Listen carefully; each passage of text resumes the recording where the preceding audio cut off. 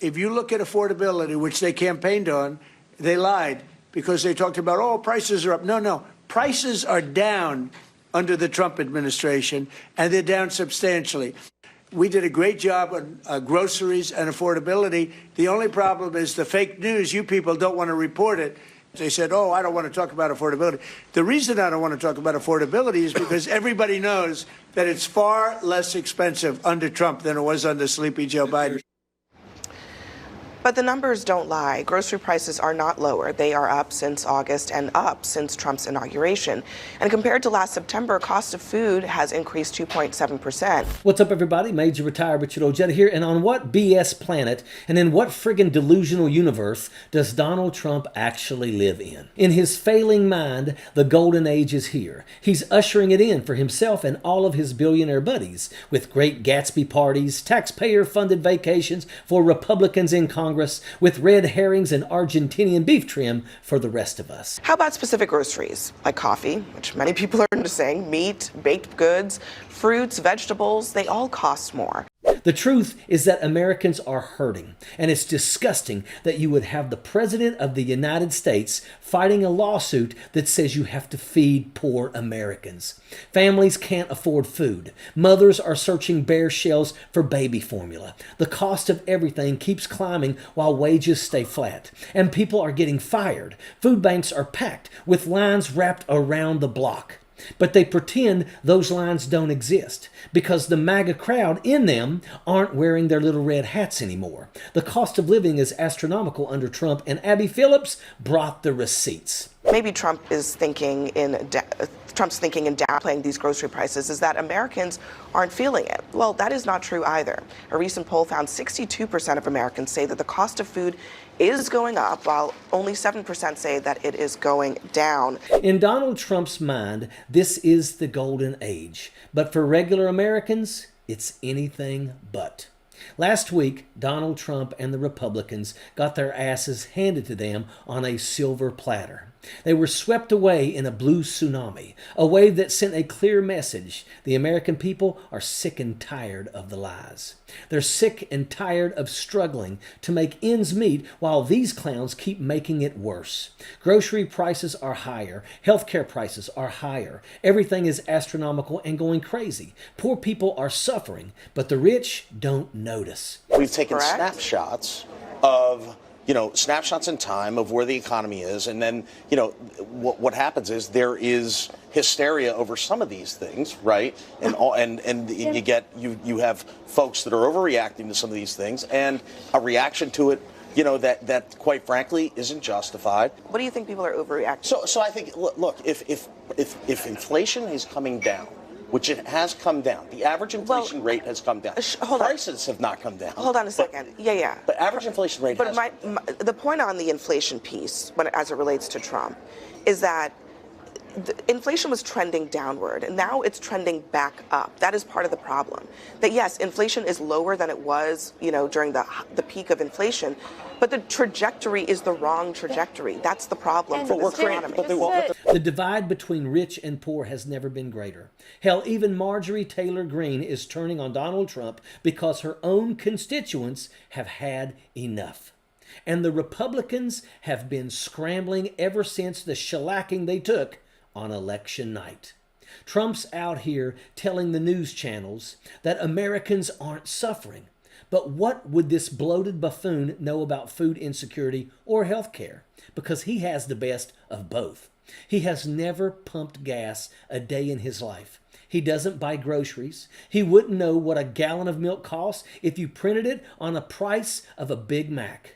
The lie he keeps telling us is that this is the golden age. It's only golden for the rich, and that's the only group he cares about. But the growth that doesn't translate to people's pocketbooks only matters to a very particular class of American society. So if, as Tiffany said, you're paying $200 more for groceries, I can personally vouch for the fact that my kids are obsessed with Honeycrisp apples, and they used to be $2.19 a pound, and now they're at least $4. This is a result, as you said, of his policies. When you deport millions or disappear millions of law-abiding, undocumented migrants who do the work, when 70% of your workforce doesn't come up, 70% of your crops don't get picked, and they die, that is going to drive up the cost of food. When you impose senseless tariffs, if you get an avocado from Mexico at a 17% tariff, guess what? Giant public Safeway, they're going to pass that cost along to you. And here's the real game, folks. While Abby Phillips is out here backing it all up with hard numbers, the Republicans are still busy playing dress up and make believe,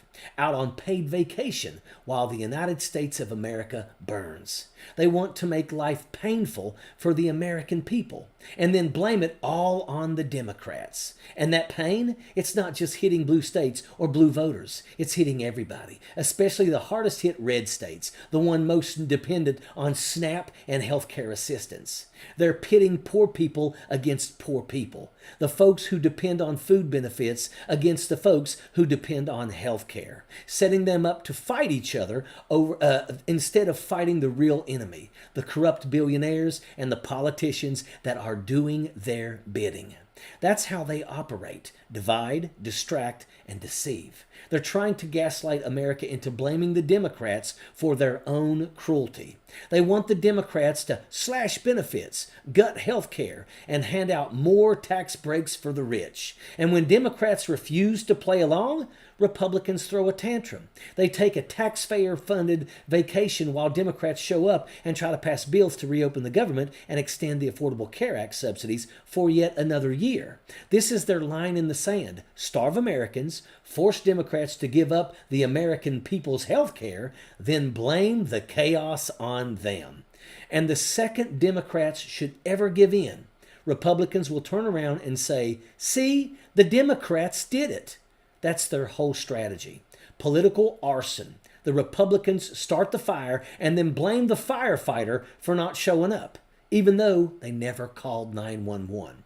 And if, God forbid, the Democrats do bend, which may have happened, the MAGA crowd will cheer until their health insurance skyrockets because those same Republicans stripped away the Affordable Care Act protections with no backup plan. Then they'll blame Joe Biden. It's a scam they fall for every single time. It's the same scam Trump's been running for years under the umbrella of Republican amnesia. Do it, then don't remember. Only now people are waking up to it, and that's why they are furious. And here's where things stand right now. Donald Trump's disapproval rating is soaring. While polling shows that Democrats are now in their best position yet to retake the House by wide margins next year, there's buyer's remorse from independents. The same independents who gave Donald Trump another shot are now turning away. And a new CNN poll finds that most Americans are not happy with how things are going with Donald Trump back in the White House. The numbers do not lie. But Jim Schultz sure tried to. On CNN, he actually had the nerve to say that Americans were overreacting, that inflation was just a snapshot in time, right? But kudos to Abby Phillips. She rolled him back quicker than Donald Trump's Thanksgiving dinner lie from Walmart. Hold on a second, she said, and reminded him that inflation may be lower than it was at its peak, but it's trending back up, and that's the problem for the economy. She had to tell him straight out what every struggling family already knows. Prices are astronomical, people are hurting, and the so-called recovery isn't reaching the checkout line.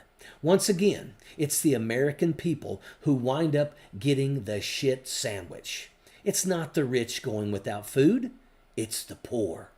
Donald Trump and his administration are weaponizing hunger, ripping food away from 40 million Americans, including seniors, children, and the disabled. It's not policy, it's cruelty. And don't forget, he just sent $40 billion to Argentina. Yeah, come on. You think Trump, Miller, and the rest of his crew aren't going to run off to Argentina when all this hits the fan? Think about that one. Yeah.